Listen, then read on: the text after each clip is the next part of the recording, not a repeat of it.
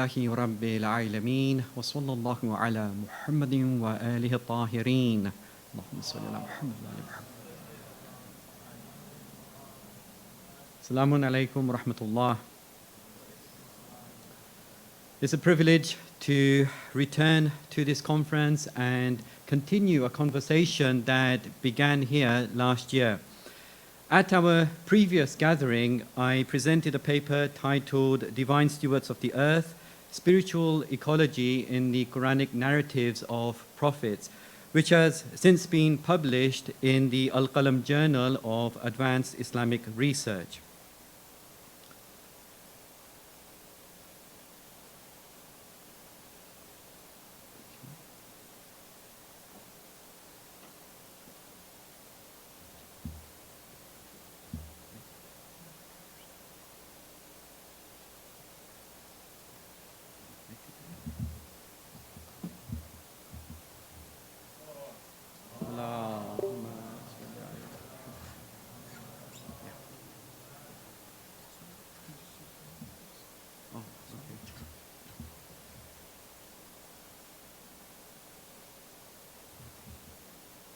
If you just tell me if it's being displayed there.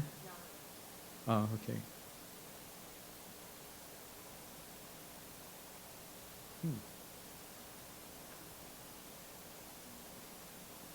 I've got it here, but it's not displaying there.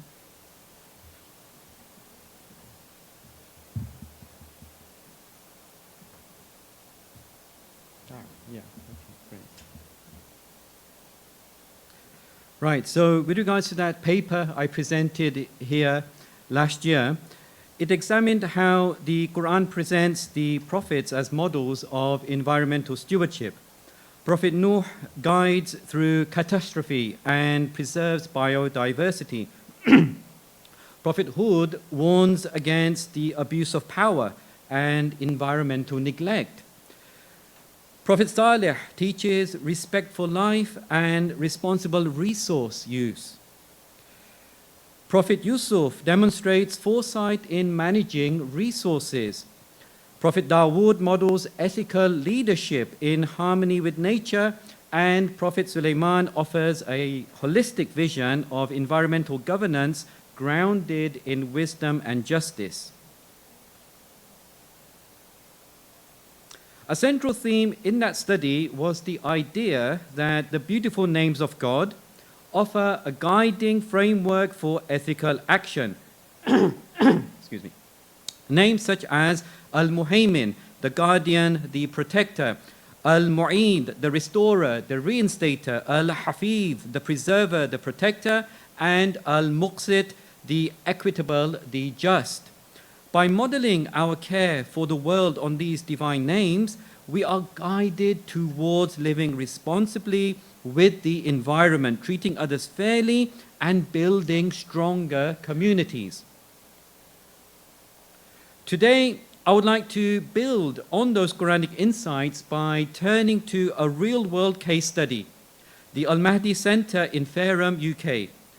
I have long been familiar with the community at Wessex Jamaat. That's the organization that uses and runs the center.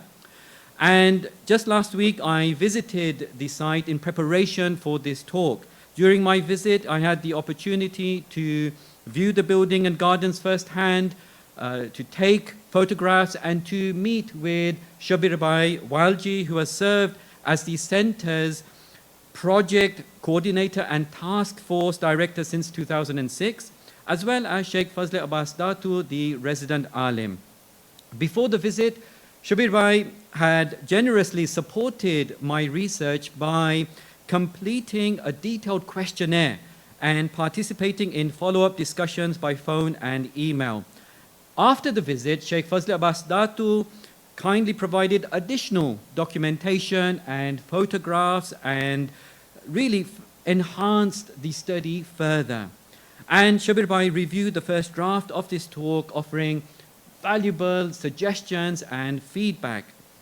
So that was with regards to, if you like, the methodology of this whole talk that I'm delivering today.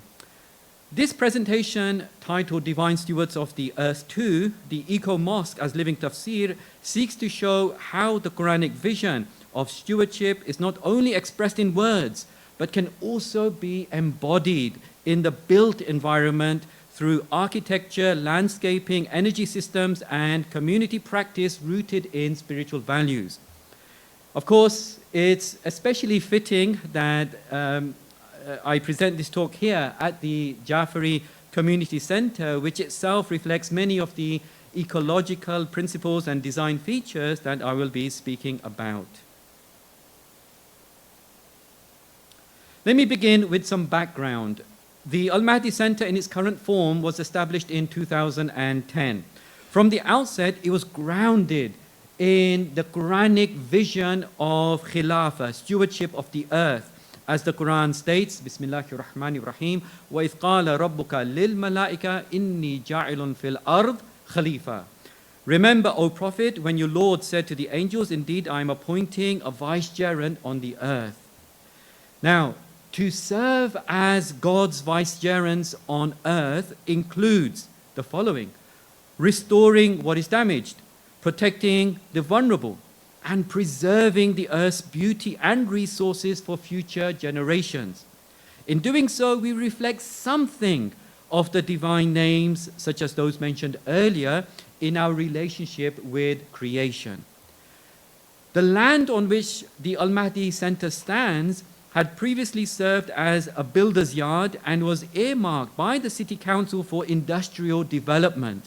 However, the center challenged this designation and succeeded in preserving it for religious use. Their vision was to establish a place that will fulfill the community's spiritual needs while remaining sensitive to the rural surroundings and safeguarding the local ecology. At the groundbreaking ceremony, members of the local community were invited, including church representatives and the bishop himself.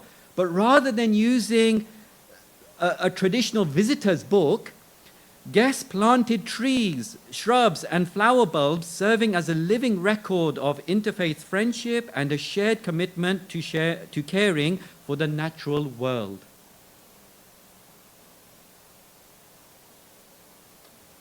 The center's landscape has been thoughtfully cultivated as a space where environmental stewardship, spiritual meaning, and community engagement meet. Hedgerows surround the site, creating a welcoming habitat for birds and other wildlife, while trees, shrubs, and herbs are planted each year within its boundaries. A significant feature is the large paddock area, and I'll come back to this area towards the end of this talk, which has been left intentionally wild to encourage the natural growth of local flora and fauna across the 5-acre site. The landscape appeals to all the senses. Visitors experience fragrant plants, landscaped views, birdsong, and the calming sound of water. 2 fountains add to this sensory atmosphere, supporting reflection and worship. As Imam Ali alayhi salam teaches, experiences such as gazing at greenery are nushra, therapeutic and spiritually restorative. The Al-Mahdi Center's design draws on this wisdom, creating sensory encounters with nature that soothe the soul and deepen one's connection with the Creator. 5 palm trees line the approach to the center, planted in honor of the 5 holy figures, alayhimus salam, offering a symbolic gesture of welcome and reverence. Among the diverse plantings is the ginkgo biloba tree, an ancient species valued for its beauty, longevity, and healing properties. Its inclusion reflects the center's ethos, namely reverence for creation, ecological awareness, and the educational value of nature. Situated amid the natural beauty that surrounds the center is the Darul Zahra alayhi salam courtyard garden. The garden's design was based on the winning entry in a design competition for madrasa children, which I had the honor of judging back in 2021. Today, the garden serves as a space where madrasa children and other community members can learn, reflect, and engage with the environment in ways that are rooted in Islamic teachings. One especially meaningful initiative within the garden involved the purchase of 14 large wooden tree planters, each dedicated to one of the 14 infallibles, alayhimus salam. Community members were invited to donate in memory of their departed loved ones and submit a hadith to be engraved on each planter. The result was not only a visual enhancement of the center's grounds, but also a meaningful way for families to honor their marhumeen through a gesture that continues to benefit others. Such initiatives are supported by Quranic guidance and a wealth of traditions from the Prophet sallallahu alaihi wasallam and the Imams alayhimus salam. Allahumma salli ala Muhammad wa ali Muhammad. These teachings emphasize the enduring value of trees, plants, and ecological care. For example, in one hadith, the Prophet is reported to have said, "Whoever plants a tree, every time a human or one of God's creatures eats from it, it will be counted as a charity for him." Planting a tree then is not merely a good deed, it is sadaqah jariyah, an ongoing charity. Every benefit it provides, such as nourishment, shade, oxygen, and beauty, continues to accrue reward.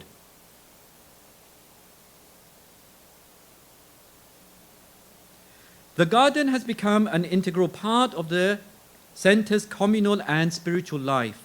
Community members of all ages engage with it, from madrasa lessons held outdoors and children planting seeds during environmental activities to moments of quiet contemplation and family walks. Such attentiveness to the natural world resonates with the Quranic verse, يُنْبِتُ لَكُمْ بِهِ الزَّرْعَ وَالزَّيْتُونَ وَالنَّخِيلَ وَالْأَعْنَابَ وَمِنْ كُلِّ الثَّمَرَاتِ إِنَّ فِي ذَلِكَ لَآيَةً لِقَوْمٍ يَتَفَكَّرُونَ. With it, referring to the rain, He causes crops to grow for you, along with olives, date palms, grapevines, and all kinds of fruits. Indeed, in that is a sign for a people who reflect. This verse attributes the actual process of growth to God Himself. Now, this is really important to bear in mind. In the phrase, He causes crops to grow for you, the verb yumbitu affirms that it's not simply human cultivation or natural conditions that bring about growth, but the direct act of God. This reinforces the idea that environmental processes are divinely sustained, reminding us that our efforts must be grounded in reverence for the one who nurtures all things. The phrase, "a people who reflect," لِقَوْمٍ يَتَفَكَّرُونَ, differs significantly from verses that express hope or encouragement, such as, "so that they may reflect," لَعَلَّهُمْ يَتَفَكَّرُونَ, or "so that they may know," لَعَلَّهُمْ يَعْلَمُونَ. While those forms suggest a potential or aspiration addressing people who might come to reflect or learn, the use of qawm, a people, in this verse points to reflection as an established part of their identity. These are not merely individuals capable of reflection, but a community whose very character is defined by it. In the context of environmental stewardship, this suggests that recognizing the signs of God in nature is not simply a passive act of observation, but something that grows from a reflective way of thinking. In this spirit, the Darul Zahra alayhi salam courtyard garden provides a space where reflection on creation can deepen one's awareness of the Creator. As I touched on earlier, the center's design supports the community's religious life while remaining environmentally responsible and in harmony with its settings. From the outset, care was taken to ensure the peace of the rural surroundings would not be disturbed. Particular attention was paid to preventing noise and light pollution, especially during events and rituals. Outdoor lighting is kept minimal and angled downwards, ensuring illumination remains within the site. I was truly impressed when I saw such attention to detail that even the outdoor lighting, the way it's angled, is done so that it doesn't cause light pollution. This preserves the darkness of the surrounding countryside and protects local wildlife from disorientation, showing that even details like lighting, which are often overlooked in sustainability, can be handled with care. The community also makes a deliberate effort to avoid excessive noise, upholding the Islamic ethic of respecting one's neighbors and maintaining harmony with the natural environment. The center's architecture thoughtfully reflects Islamic aesthetics.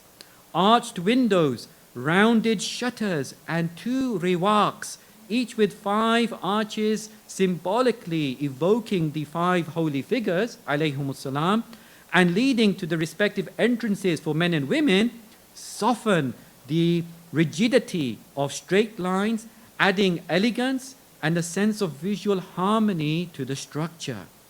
The windows also frame views of the surrounding landscape, strengthening the connection between indoor spaces and the natural environment. I remember Shabir Bhai telling me that one of the aims was to bring the outdoors inside.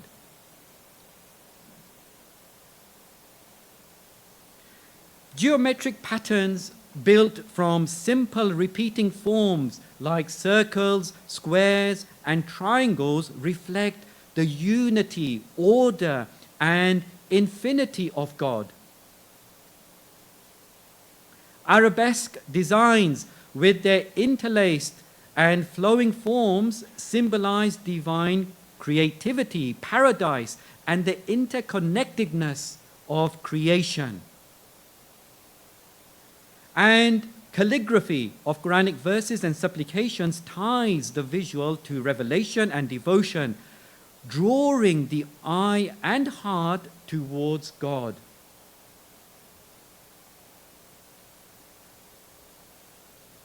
These motifs mirror the underlying patterns of the natural world, the radial symmetry of flowers, the tessellation of honeycombs, the spirals of galaxies, the fractal branching of trees,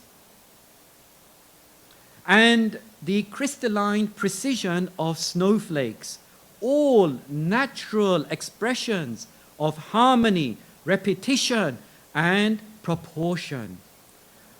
By avoiding representations of living beings, a principle known as aniconism, which in Islamic religious art often leads to the use of abstract forms, Islamic ornamentation turns attention to patterns that express deeper spiritual realities. Rather than depicting figures, these designs use geometry, flowing vegetal motifs, and calligraphy to guide the viewer beyond the surface of the material world, inviting reflection on the beauty and harmony of creation and the divine source behind it. It reflects the Quranic verse, الَّذِي أَحْسَنَ كُلَّ شَيْءٍ خَلَقَهُ, He is the one who perfected everything He created. Thoughtful design, therefore, goes beyond mere function. It creates beauty that uplifts the soul, invites contemplation, and strengthens spiritual connection. And of course, the center that we are all in now also integrates these elements very beautifully. You can see, for example, the arabesque pattern on the carpets here, and in various places around the center, how it makes extensive use of these motifs and design elements, such as the geometric patterns and the calligraphy. The center's operations reflect a commitment to sustainability rooted in both environmental responsibility and Quranic ethics. This commitment began as early as 2010, when a deliberate decision was made to invest in renewable systems. At a time when others were hesitant to adopt such technologies, the center chose a forward-thinking approach driven by concern for future generations and their ability to manage rising energy costs.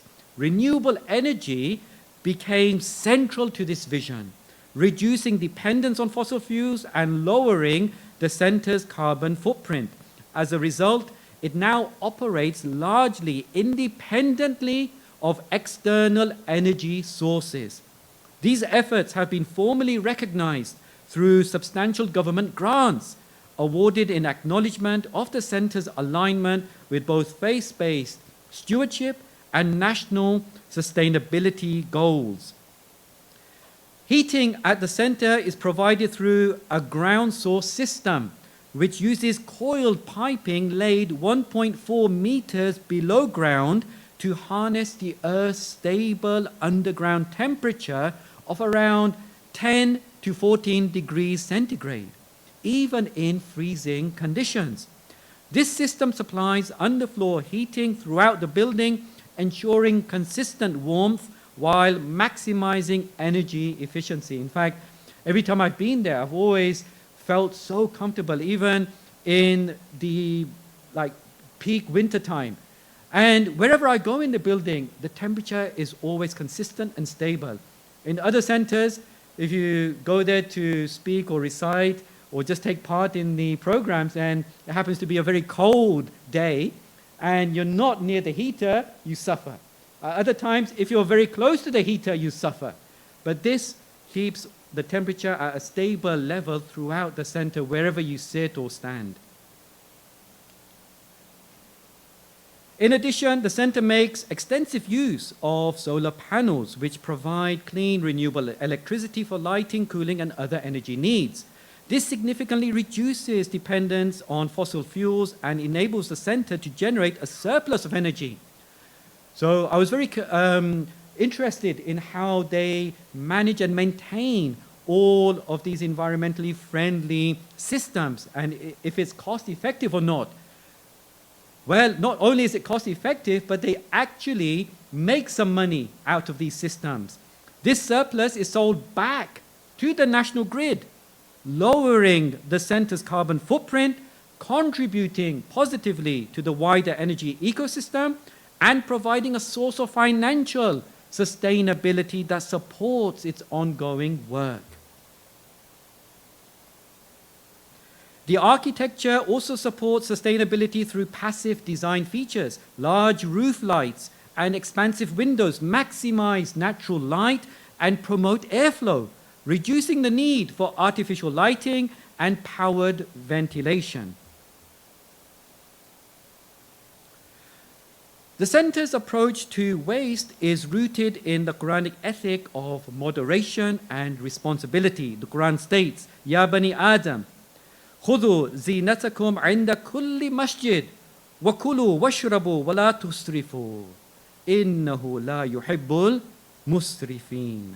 O children of Adam, put on your adornment at every place of worship and eat and drink, but do not waste.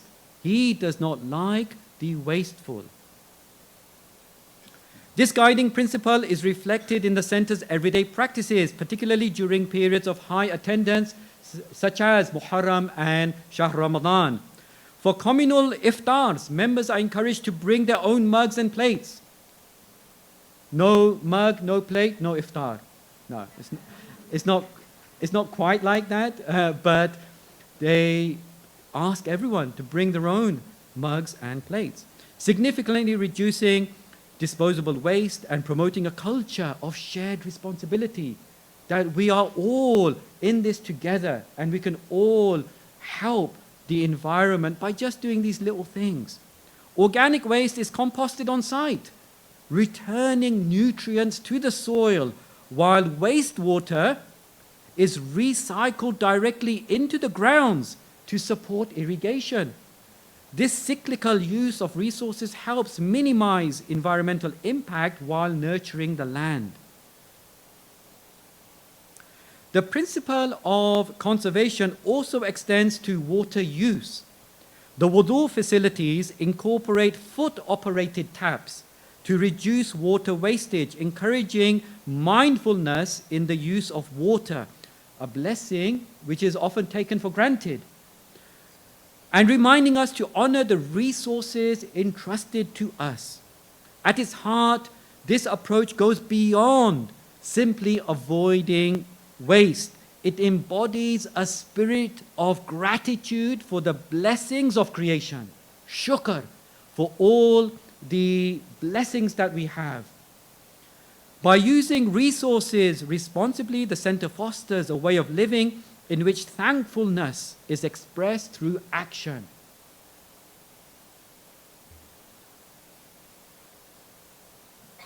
The center promotes sustainability through a range of practical initiatives that embed environmental responsibility into daily community life. Children are actively involved in planting and harvesting a variety of produce, which is then made freely available to the local community. It's quite amazing. After they've harvested all the produce that they themselves planted many months ago, they then just put it on a table outside, and members of the community can help themselves on their way out. In recent years, this has included herbs, onions, marrows, sweet corn, parsnips, beetroot, chilies, apples, pears, berries, olives, and figs. These efforts promote sustainability and generosity while nurturing a sense of pride, responsibility, and connection to both land and community. Just imagine the impact this has on a child's tarbiyah, that they themselves have sown that produce, they harvest it, they make it available to the community members to take home free of charge. What an amazing impact it would have on that child's upbringing. Families are encouraged to carpool when attending events, helping to reduce emissions while reinforcing a collective ethic of care. The center also actively discourages the use of plastics, which Sheikh Hazari was very eloquently talking about earlier, acknowledging their long-term impact on ecosystems both locally and globally. This stance reflects a commitment to reducing pollution and fostering mindful consumption. The center commemorates Dahwul Ard, the day marking the earth's spreading through acts of environmental care rooted in faith. One of its core traditions is planting trees and flowers with children actively involved. In recent years, the center has expanded its Dahwul Ard activities to address wider ecological themes. This year, the focus was on marine conservation, linking Islamic teachings with local environmental concerns. Those of you who don't know, the center in Fareham is on the south coast of the UK. Organized in partnership with the Hampshire and Isle of Wight Wildlife Trust, the building known as the Barn was transformed into an interactive learning space filled with models of sea creatures. Learning was framed through the Madrasa's Tarbiyah curriculum. If MCE is listening, they'd be really happy to hear that. Especially its unit on stewardship, offering an Islamic lens through which to understand environmental responsibility. Parents were invited later in the day to view the exhibits. So it's not all just children. Parents could also view the exhibits, thus extending the learning across the wider community. The previous year's Dahul Earth events centered on coastal bird life, once again in collaboration with the Wildlife Trust. Through hands-on activities, children explored biodiversity and the adaptation of coastal species. As with all such initiatives at the center, these experiences were grounded in Islamic teachings that emphasize balance and harmony in creation, echoing the Quranic reminder, وَالسَّمَاءَ رَفَعَهَا وَوَضَعَ الْمِيزَانَ Allah tadghaw fil mizan. He raised the sky and set the balance so that you do not transgress the balance. The barn serves not only as a learning venue but also as a hub for children and youth activity. It hosts indoor sports sessions, while an outdoor court beside it is used for pickleball. The center also includes a thoughtfully designed outdoor play area for children, providing a safe and stimulating space for them to engage in active play. Surrounded by greenery and natural materials, the playground features climbing structures, slides, and swings, encouraging physical development, creativity, and social interaction. Looking ahead, the center envisions its environmental ethos extending into future developments, including the proposed cemetery plan for the paddock. If you recall, I said that I'll come back to that paddock area later on. The aim is to create a space that honors the marhumin through a design rooted in ecological care. Now this really impressed me. Graves will be marked by gravestones laid flat on the ground to minimize visual disruption and maintain the natural contours of the land. Trees and shrubs will be planted near each grave, encouraging biodiversity and fostering a sense of harmony with the surrounding environment. A pavilion is also planned to accommodate visiting families. Those who are not from that community, they come to visit the marhumin buried there from afar, well, they need certain amenities. They are going to provide those facilities for the family members of the marhumin, such as prayer and hospitality facilities. Its design prioritizes environmental integration, featuring a gently sloped green roof planted with vegetation. What a brilliant idea. Not just a regular pavilion with salah and wudu and such facilities, but the actual design of it, including a sloped green roof planted up, is envisioned, allowing the structure to blend seamlessly into the landscape. The overall vision is one in which nature continues to flourish even in a burial ground. Bees, butterflies, birds, and other creatures will move freely through a living landscape. In this way, the site becomes a place where the marhumin are honored, not only through remembrance, but through sadaqah jariyah, as their burial place continues to support life and reflect divine stewardship.